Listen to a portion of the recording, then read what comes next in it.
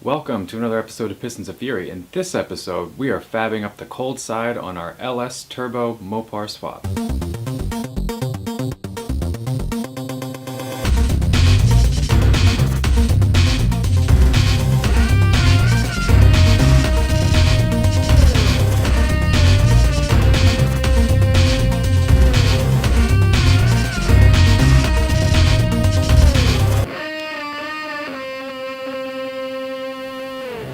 So in this episode, we are doing some work on the cold side for the turbo, maybe a little bit of downpipe work, and also some air intake tube work. So what I have here is three 3-inch J-bends, all mandrel bent, mild steel, and then a 2.5 mandrel bent mild steel J-bend as well. So this is for the coming out of the compressor into the intercooler from the turbo, and then these guys will basically make up the other side of the intercooler. So I'm basically going 2.5 inch out of the turbo because that's what it is. So I'm just going right into the intercooler, and I have a silicone adapter which brings it back up to 3, and then we come out of the intercooler 3-inch and wrap back around, and it's 3-inch all the way into the LS truck intake manifold. Also using 3-inch for the turbo inlet, so this will go from the inlet of the turbo to the airbox that I have in, I'll be tucking away. It's a separate project, but that'll be inside my fender, inside the driver's side fender. Also I have a few other pieces. So I have this is a 3-inch stainless steel O-ring V-band clamp. So this is actually kind of hard to find. There's a couple guys on eBay who sell them. A little bit expensive, was 30 bucks, but what this will let me do is basically break my intake pipe, or my cold side pipe, from the intake manifold to the intercooler into 2 pieces without having to use a silicone coupler that can fall off or look kind of janky. So that's that. I've got these 2 tight radiuses. I've got a few spots where I have to make a really tight bend, and that couldn't be done with mandrel, so I had to basically order these elbows. And then this piece of stainless mandrel that I have left over from another part of the project. So that's where we are. We're gonna start taking some measurements and get to making some piping.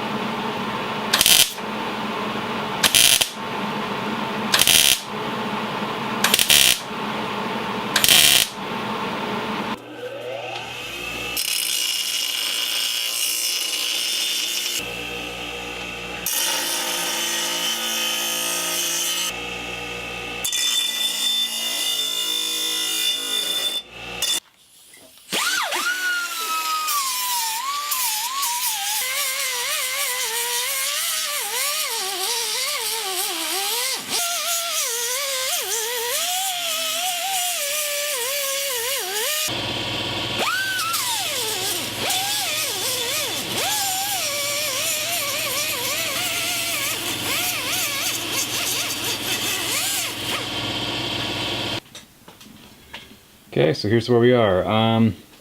Passenger side, intercooler piping is done. What you just saw me doing there was I'm basically grinding down all the welds. I'm going to do that for all of the intake piping here and all of the cold side stuff. Mostly, well, partially for cosmetics, but primarily to make sure that I don't have any pinhole leaks. There's a number of ways that you can test for pinhole leaks when you're making cold side cooling. You can fill it full of water, see if it leaks overnight, put paper towels under it, that kind of thing. I find it's just better, well, I don't find, I'm assuming, or my hypothesis is that it's much better if, basically, if you just grind it flush, and if it looks like solid metal all the way around, then you've done a good job, and it should be air and watertight, airtight in this case, okay? So, first thing I did was basically just came in here with a plasma cutter, gave myself a nice little access hole. I'll come back and paint that so that it doesn't rust. So we kind of just poke through here, right below the headlights. It'll tuck in behind the grill, all nice and clean.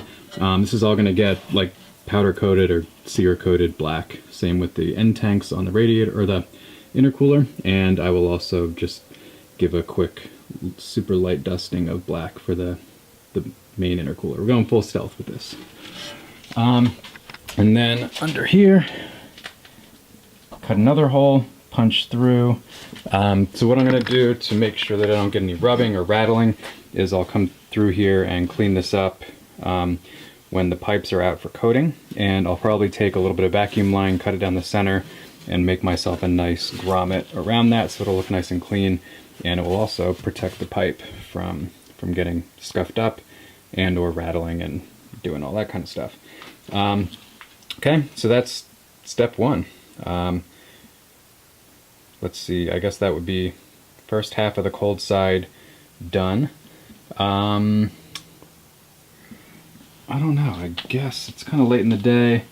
I may start cutting some pieces for my intake here. I think I might do that next. Basically, so come down here and go through this area over into that sidewall. Yeah, maybe I'll do that.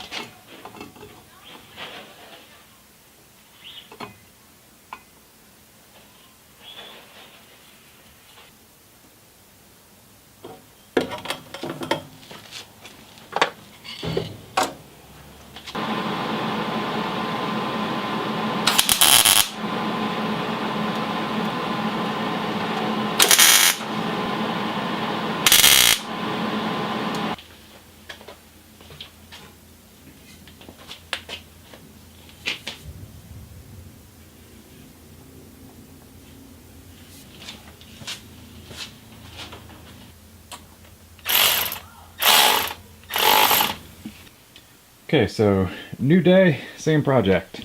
Where we got to yesterday, the last thing I did was I basically just came in here and started fitting this intake tube. This is the intake for the turbos where fresh air will come from. You'll see a lot of guys just do like a giant cone filter in here or even just leave it open with a screen. I'm not going to do that.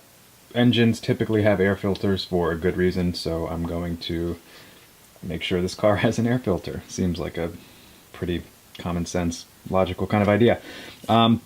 So quick note, these two pieces right here, this is a tight, super tight radius, 3-inch stainless steel. So is this. Well, this isn't super tight radius, but it's also stainless steel. These are, I originally bought this because this was the only tight radius that I could find on eBay. Actually, a really, really nice piece. It was a little expensive though. I think it was like 50 bucks. So I thought I would actually need that for over here, but then I was able to find a mild steel type bend on Summit Racing. So I'm actually going to use mild steel for all of the exhaust, just because I don't want it stressed, because stainless steel I'm welding it with normal MIG wire, so I know there's some stuff that can happen when you weld that and it can get brittle. So using the stainless steel that I have for right here, since this will not be a stress piece, this is really just routing cooler air into the turbo. So basically we're going to come out here and we're going to punch a hole right through here. So up under the fender, which I'll show you guys in a little bit here, is the stock Vortec air intake box from the Chevy van that I pulled this engine from.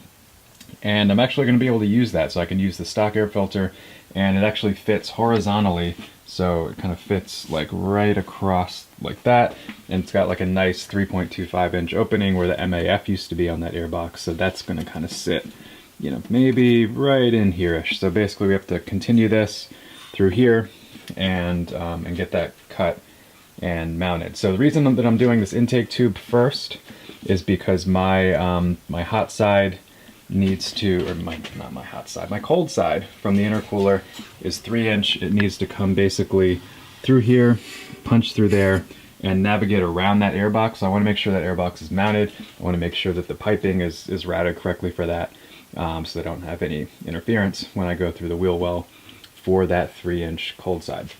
So air intake tube, airbox, then we finish up the cold side, and hopefully I have enough time to do that today. Alright, so what you see up here, real quick before I get into the real work part of this, this is the stock Vortec airbox. So it's basically just a cylinder, has a conical style filter element in there, and I've got it right now just kind of clamped in place, just to kind of feel out the positioning. So what has to happen is, basically this is the bottom of the airbox right here, these two tabs. And I need to somehow navigate my intercooler piping by or through this general situation here. So I'm just playing around with some ideas, but I do need to finalize the positioning of this thing. So I'm just going to be in here with my head stuck in a wheel well for a while. I don't know how much of this I'm going to film, but I will get back with you guys when I have the final placement of this.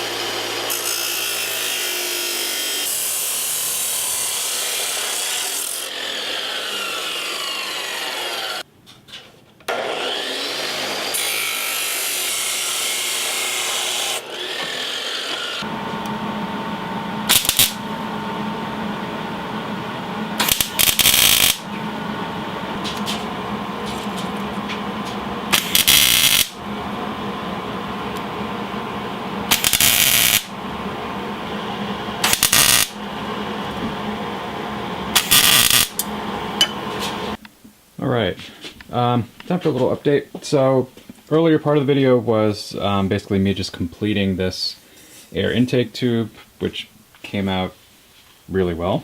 Zoom out so I can see that.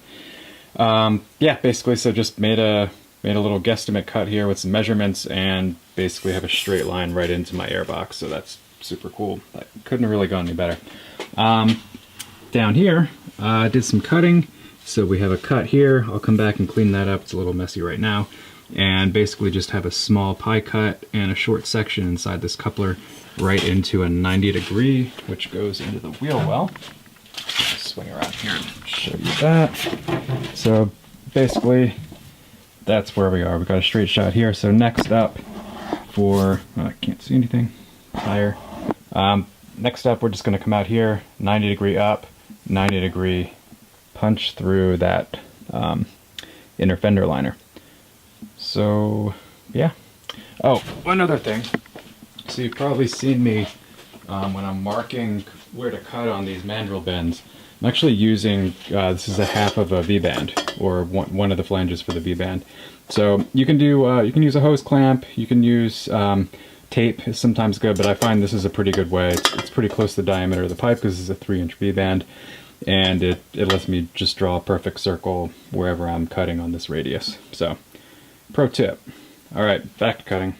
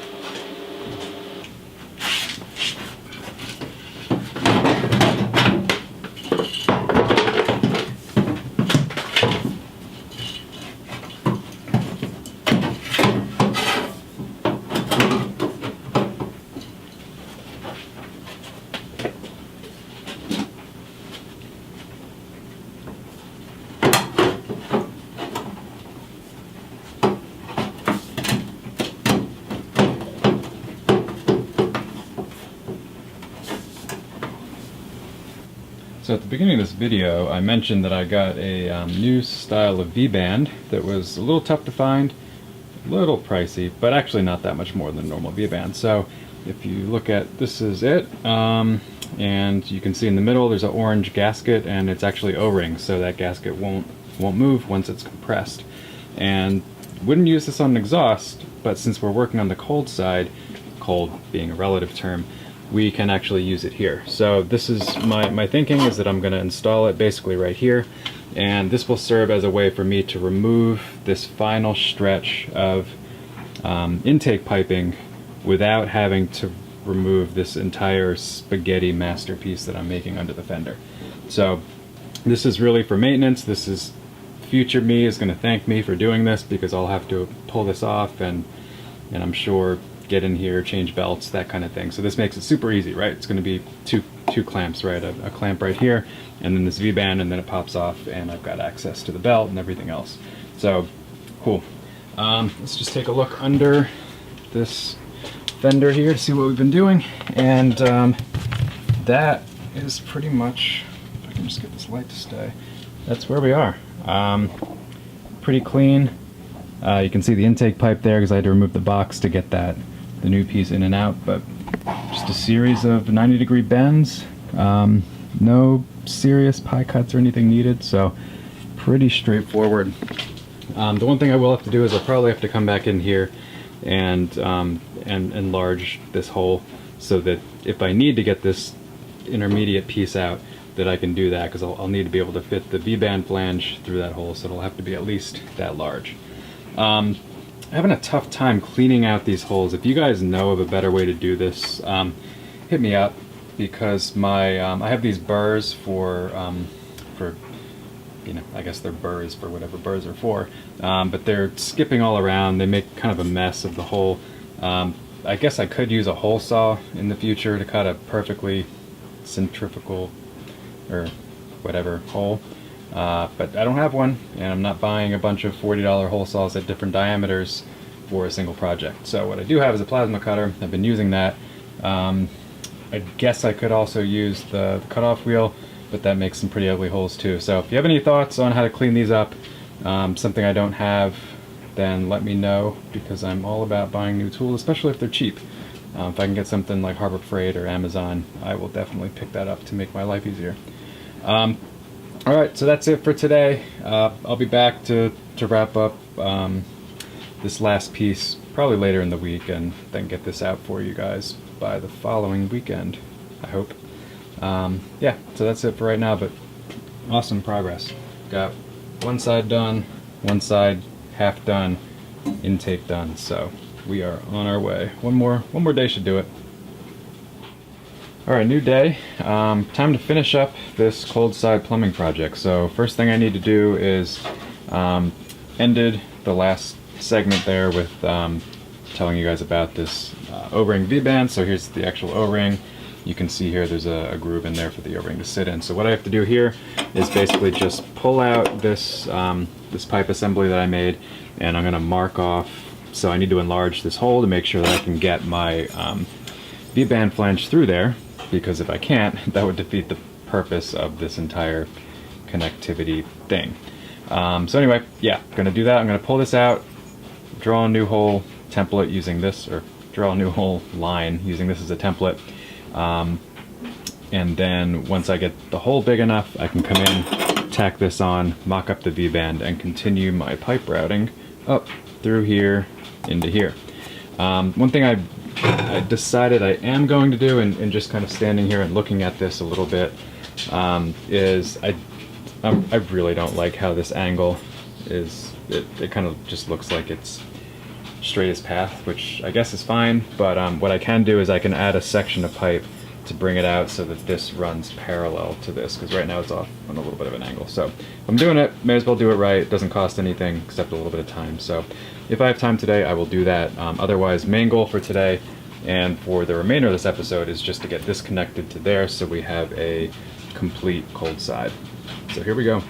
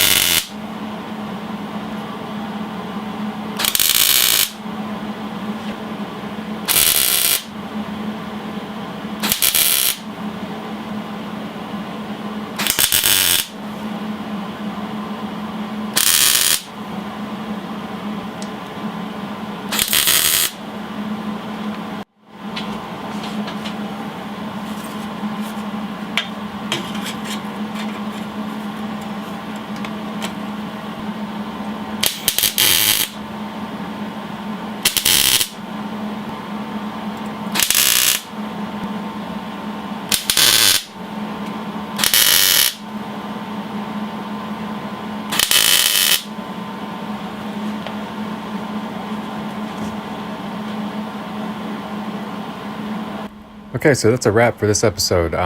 Really happy with the way this turned out. And, I'm probably going to hashtag this as sloppy mechanics, but this is actually pretty neat, not too sloppy. Yeah, so if you enjoyed this video, throw me a like, hit the subscribe button. We're making progress on this project. Still got plenty more to do, but this is a big milestone getting this buttoned up. So we'll be moving on to the exhaust and the downpipe and the wastegate and everything else related to that in the next episode. So thank you so much for watching, and I will see you guys in the next one.